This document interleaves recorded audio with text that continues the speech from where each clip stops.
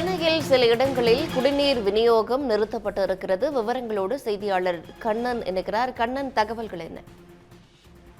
நிச்சயமாக செம்பரம்பாக்கம் குடிநீர் சுத்திகரிப்பு நிலையத்திலிருந்து பூந்தமல்லி புறவழிச்சாலை வரை புதிதாக அமைக்கப்பட்டுள்ள இரண்டாவது வரிசை பிரதான குடிநீர் குழாயினை ஏற்கனவே பயன்பாட்டில் இருக்கும் குடிநீர் குழாயிடம் இணைக்கும் பணியை தொடர்ந்து இன்று காலை 8 மணி முதல் ஆகஸ்ட் 1ஆம் தேதி இரவு 10 மணி வரை சென்னையில் 7 மண்டலங்களில் குடிநீர் விநியோகம் நிறுத்தப்படுவதாக சென்னை குடிநீர் மற்றும் கழிவுநீர் அகற்று வாரியம் தெரிவித்துள்ளது.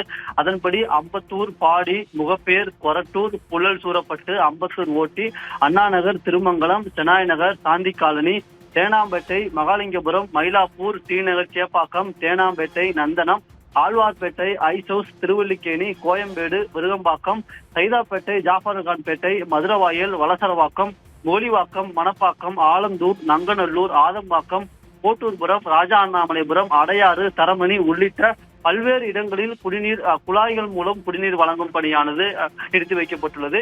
எனவே பொதுமக்கள் முன்னெச்சரிக்கை நடவடிக்கையாக வேண்டிய அளவு குடிநீரை சேமித்து வைக்குமாறு அறிவுறுத்தப்பட்டுள்ளது.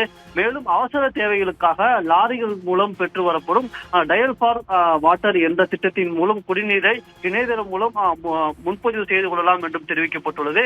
மேலும் குடிநீர் இணைப்பு இல்லாத பகுதிகள் மற்றும் அழுத்தம் குறைவான பகுதிகளுக்கு குடிநீர் தொட்டிகள் மற்றும் தெருநடைகள் லாரிகள் மூலம் வழங்கப்படும் குடிநீர் விநியோகம் எந்தவித தடயமின்றி வழக்கமான சீரான முறையில் மேற்கொள்ளப்படும் என்றும் சென்னை குடிநீர் வாரியம் சார்பில் தெரிவிக்கப்பட்டுள்ளது. விவரங்களுக்கு நன்றி கண்ணன். உடனுக்குடன் செய்திகளை தெரிந்து கொள்ள சன் நியூஸ் பெல் ஐகானை கிளிக் பண்ணுங்க.